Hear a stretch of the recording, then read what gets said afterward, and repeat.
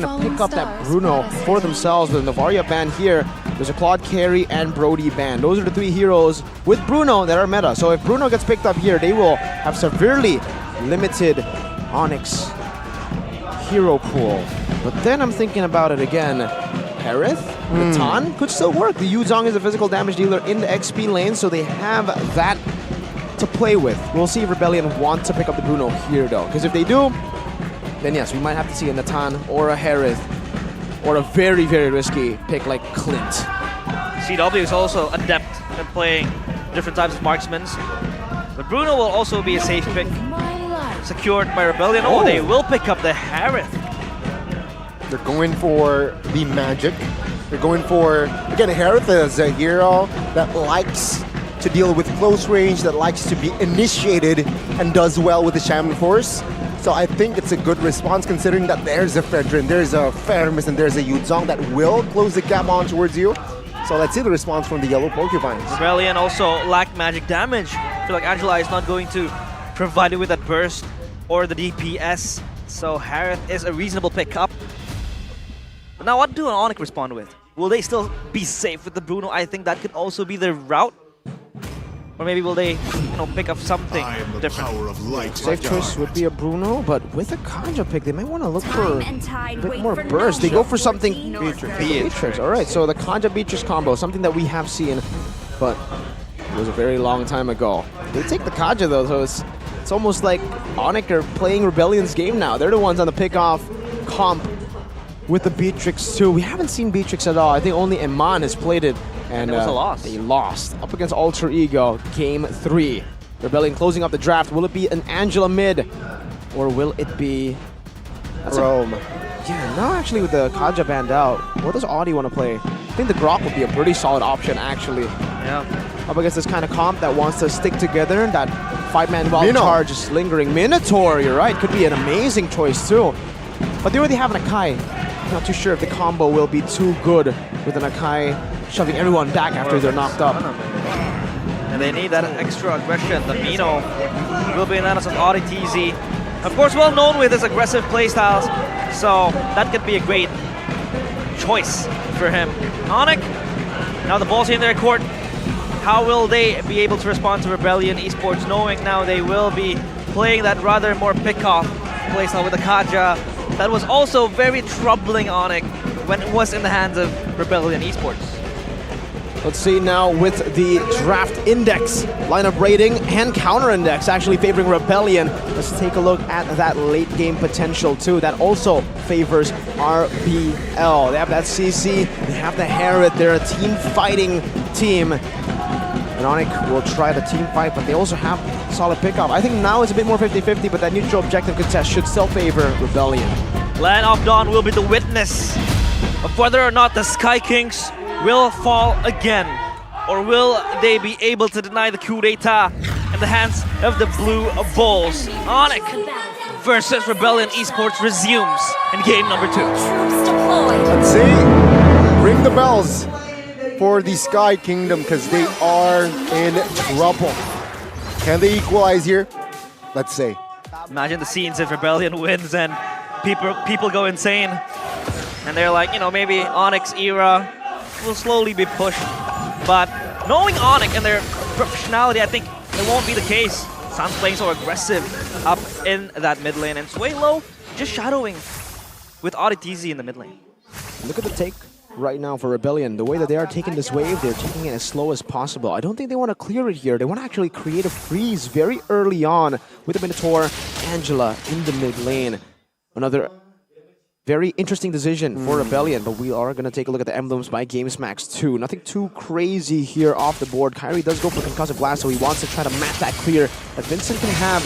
And also, Kyrie went for Thrill. So there you go. Even more base damage here to go and contest for neutral objectives. But Vincent has done the same thing. No Inspire for these junglers like we saw previously. Car's Agility, Festival of Blood, still very classic. But yes, Rebellion are utilizing this freeze in the mid lane really well to try to keep Onic off of the wave and off of the cryo in mid. But Kyrie breaks it. Yeah. And so far, Onic has been sending the resources up mid because of the pressure coming in. They were able to blow Sans' flicker off. And so far, Rebellion playing this pretty well, not knowing that Onic is going to exert that much pressure as well. So far, Onic will be able to play, you know, for that mid type of pick-off coming to the mid game as well. So for Rebellion, they just need to keep up the pace. And now Suelo should be able to hit level 4 too. This is a big advantage for Rebellion with an Angela Heart Guard. Keyboy doesn't have the Divine Judgment, so he's just there acting as Scout, Vision, Heart Guard. Well, on towards Cars. Good knock up on towards Kyrie. It seems like they will go all in on towards Kyrie. Black Dragon form, though, will be popping. Kyrie now will sidestep to get out of that situation. Cars will actually be taken down. Vincent, though, will find the retry and the heavy spin on towards Boots. He finds a kill as well, and that's a 1-for-1. Plus the turtle. Divine Judgment, that's a long one. Suelo now in trouble. Flickers out, but the pull by Sans finds the mark. Audi will escape with the flicker as well. Perfect time to get level 4 and the ultimate as Keyboy is able to pull Suelo back to the turret. So Onic, good win coming in their favor. Good layering fight there for Onic. They were very aware of what their composition can do. Their prolonged fights will be better compared to RBL, who have to rely on the initial hard guard to go and dive into the back. Once that has already elapsed, that duration of the hard guard, they can go for these big team fights again with the re-engages, and that's what they do. They take advantage of that. They do lose the neutral objective, which sucks, but it's okay. They get 2 kills in the process, and they actually get the better trade then.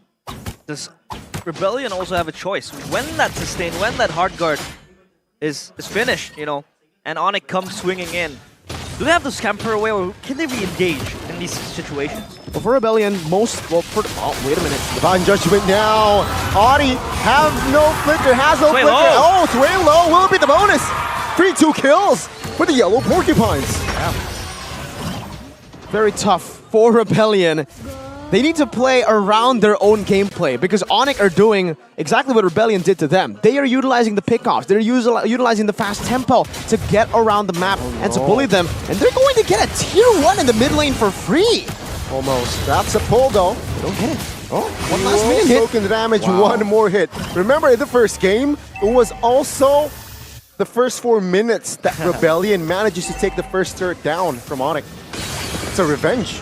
Revenge indeed. It's like Rebellion just smacking them back, or Onic rather smacking Rebellion back, giving them the taste of their own medicine. Rebellion, not without a respawn though, they're still able to pop the hard guard there, responding with the resources sent towards them when Onic really engaged, and this is another engage. Flicker Divine Judgment now. We'll find him on Cars, will be taken down for his heavy spin. We'll find their retry. Now Onic, they want to fight as Vincent now caught in the furious dive, and he will fall. The front side of the map, and it was actually the taunt. Whoa. That was huge, a 2-man pull, but the Flicker now will help Suelo to escape. Moai will be the front side of the map, and he will be taken out by Boots. That's a huge win for Onic. Onic is angry. They stop back, and Rebellion left without a solution in that fight. With absolutely nothing except the turtle. So neutral objective contest, they should still be okay, and that's what they get. Vincent on the heavy spin, Akai is able to secure the 2 neutral objectives. But Onic, the real objective isn't really the neutral objective, it's the fight. It's to take that prolonged fight. And for Rebellion, to answer your question, before the last 2 fights happened, Rebellion, all of their resources, all of their... Oh, they don't want to stop! The 2 pulls with Fair Mist and the Conj, and now Kyrie jumps in. NetherRealm pops the first time, and will find a body. Suelo will follow after as another 2 kills here added for Onic. Onic is not letting Mirko answer my questions. Nope, they don't want to. Their pressure is just everywhere, and Rebellion can't do nothing about it. It's the same thing Rebellion did to them in game number 1. They do not want Rebellion to have time to think, to have time to adapt to this pick-off strategy that's all over the map. If Rebellion can slow it down, then it's a Rebellion win. That's why Onic want to play it as fast as they can with all these pick-offs happening. If it's not a pick-off, by the way, Rebellion will have to concede a turret. So either way, it will be a win for Onic. But back again to the question. Yep. Hopefully it gets answered. The this time. whole Rebellion lineup here have ultimates, have a weighted team fight where it's just initial burst, kind of, right? Zaman Force, once that duration has elapsed, it's gone. Hard Guard as well, Minions Fury, all of this. Meanwhile, for Onic, they have so much consistent damage from Boots on that Yuzong to even CW on the Beatrix, and on top of that, I would say even Kyrie on the Fredrin. Super short cooldowns on this Fredrin now with the buffs on the Fredrin and the taunt to reset also skill 2, skill 1. They're very ult-reliant now. With the Divine Judgment, it will suppress Kaidan. Play low, though. We'll find the turtle. Now, a massive fight occurs. Vincent taking down for his Audi now, taking some burst damage. He will fall next, as Moai will be pulled to his death. A CW. That's Calvin Unada claiming the double kill. They slaughter the usurpers, and Onic not leaving Rebellion room to breathe. And so far, we can also talk about Sans, who's giving that extra cover with the Netherrealm. So all the engages coming in from Rebellion is just cancelled. And when that sustain is not there, when the healing is off, when the ultimates are gone, Onic just pounds, and Rebellion left without an answer. And that's when you can see the layering, really, for Onic. Because, sure, they have a lot of consistent damage with Boots on the Yuzong and with the Beatrix and the Fredrin, like we mentioned earlier. But they also have an ultimate with the Faramis that can negate all of that initial burst from Rebellion too. Once that Netherrealm gets popped and another Divine Judgment. Do you get deja vu? Audi was the one on the Kaja pulling Onic members this time, Keyboy. I'ma get my revenge. The revenge is en route. Onic with Keyboy has been proactive. Of course, playing with their strengths, with the pick-off comps. Playing with Rebellion strengths. With Rebellion strength, you know, it's like they're just gonna yoink that draft and that playstyle and used it well, of course, knowing Onic and their experiences to be able to draft with the certain needs. Take a look at a replay by Samsung Galaxy. What can you talk about this? Well, in the team fight, again, it's basically the same thing that we've been talking about, that initial team fight. Look, when they're all utilizing that Minions Fury, Zaman Force, it's already negated by the Netherrealm, giving them another HP bar, where then Onic can continue to fight. Once Rebellion have already used their abilities, their sources of damage, it's going to be on cooldown for quite a while. And that's why they are able, Onic, to utilize the prolonged team fights with the prolonged damage they have, the DPS coming in from CW and Boots. And also, just the CC layering too. Moai has Purify, but he's been knocked up by a lot of the peeps here, man. If it's not the Furious Dive, then Boots will save the Petrify. He won't use Furious Dive with Petrify. He'll Furious Dive, wait for the Purify, and then use the Petrify later. So it's really the smart decision-making from the individual members of Onic 2 that is really giving Rebellion a tough time in these team fights. Rebellion also without, not without a dive comp. They have a lot of heroes that could engage in these scenarios, but then again, the layering from Onic is just immense. So they don't have anything to really just push past through that layers. Maybe they could try to pick off Sans in the side lanes, but that's just not possible because Sans is just way too sly on the Pyramis. But now they jump in, contesting the Lord. Flicker for Keyboy. Divine Judgment has not been triggered yet, as the Lord will be calling. Flicker now from Audi. Netherrealm triggered as Onic, they want to fight. Audi retreats. Vincent now taking damage as he's the front line. It will be actually Moai falling first alongside Sway Low. CW again, finding the double. They need to bait out the Netherrealm somehow. Rebellion, that's their only way to really win, because again, with that crazy engage, that would have been a crazy moment. That would have been an Audi TC 5-man Minion Fury moment. But the Netherrealm, really, the 5-man Minion Fury doesn't really count when there's another HP bar. And once that Minion Fury knocks all of them up, they go back to full HP, normal HP.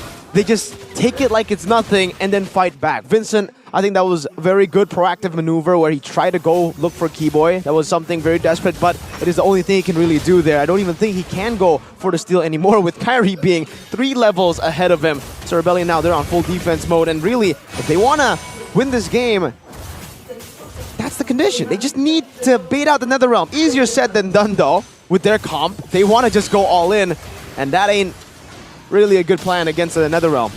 Easier said than done indeed, because Sans has been very spectacular in the positionings. He's not giving away himself freely. He knows his value in the Netherrealm. That is always going to be the layer protection for Onic. And Rebellion is just not being able to pin him down. They coming through. Oh, Vincent taken out here with the Divine Judgment as well, alongside with the members of Onic. And Onic, they again look to pressure the formations of Rebellion. Things are looking bad to worse here for the Blue Bulls. They're angry.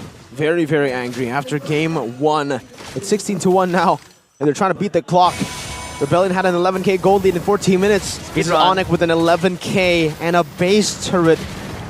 2 with the First Lord. Maybe even 3 here with Boots munching on it already. So far, Onic has been cementing their spot in this game.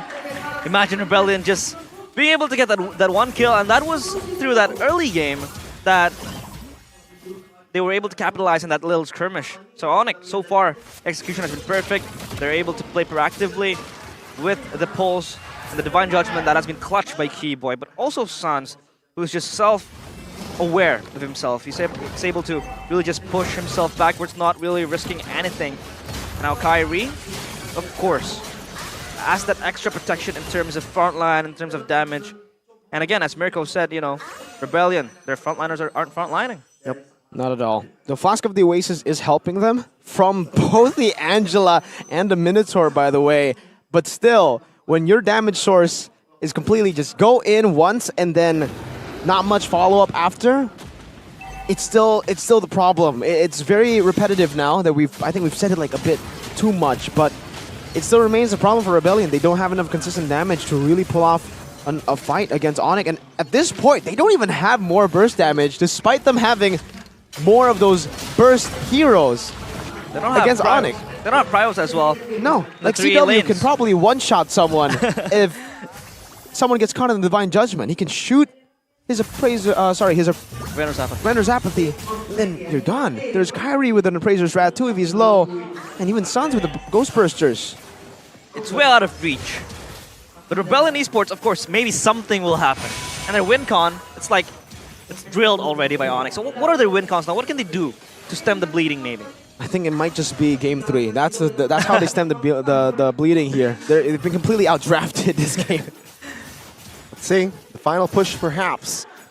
No base turrets. Rebellion, they're naked in their base. And Onic, they are looking to close the gap here, forcing a game 3. Lord taken care of. Oh, Divine Judgment on towards Lightning McQueen Car is taken out. ODTZ as well. 3v5 now. I see W now looking for a kill. But Onic, the Sky Kings, they have defended their kingdom and forced this series on towards a game 3. Revolution ain't done because the Kings It are ain't that mad. And it's not that easy. 18-1